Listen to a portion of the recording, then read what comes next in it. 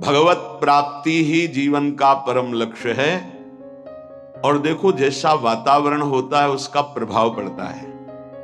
सिद्ध पुरुषों की बात अलग है, साधकों को भागवतिक वातावरण यदि मिले तो बहुत जल्दी भक्ति का प्रादुर्भाव होकर के उसका बढ़ना हो जाए। जैसे आप यहां सुन रहे हैं तो भागवतिक आकर्षण हो रहा है, अभी आप बाहर निकले तो सांसारिक आकर्षण धूल डाल देगा। ये जो चिंतन बन रहा है, लक्ष्य बन रहा है, बैठे बैठे देखो लक्ष्य बन रहा है, दोषों के त्याग का और भगवत प्राप्ति का कहीं ना कहीं बीज पड़ रहा है। बाहर जाते ही ऐसे केमिकल छिड़क दिए जाएंगे कि वो अंकुरित ही नहीं हो पाएगा। माया का बड़ा प्रभाव है। तो कैसे हम बाहर बचे?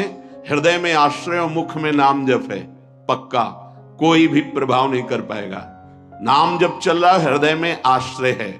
राधा मधुपति पदाम्बुज भक्ति रसपूर दूर मुक्तस्य अजितेन्द्रियस्य कृपया मम वृंदारण्यमाश्रयो भवतु। ना तो किसी प्रेमी का संग हुआ और ना इंद्रियों पर विजय प्राप्त की, तो क्या भजन बनेगा? बोले हम तुम्हें उपाय बता रहे हैं, यदि तुम वृंदावन आ गए तो दोनों बातें हो जाएंगी। अजितेंद्रिय होते हुए भी तुम्हें भगवत प्राप्ति हो जाएगी। भगवत प्रेमियों का संग तो यहां गली गली में है, वो करा देंगे, प्रभु करा देंगे। राधा मधुपति पदाम्बुज भक्ति पक्का जागृत हो जाती है। वृंदावन का आश्रय मिला जहां तो फौरन वो आपको रसिकों का संग करा देगा। रसिकों का संग हुआ तो इंद्रियों पर शासन प्रारंभ हो जाता है।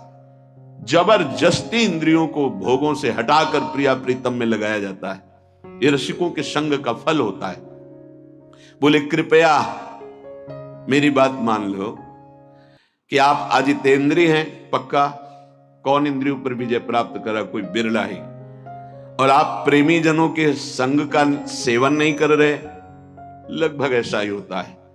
संग का तात्पर्य होता है उनकी आज्ञा में रहना। आज्ञा पे हैं तो दूर हैं आप, हृदय की बात नहीं जानते।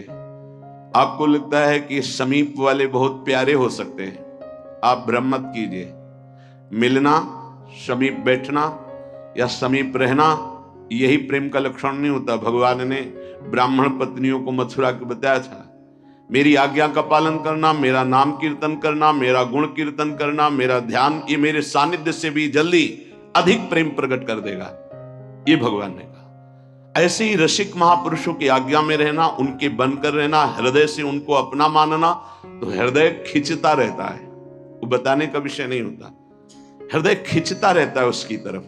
और वो जब हृदय खिंचता है तो जो हृदय में चलता है वो वहीं चलने लगता है। खास बात को पकड़ना।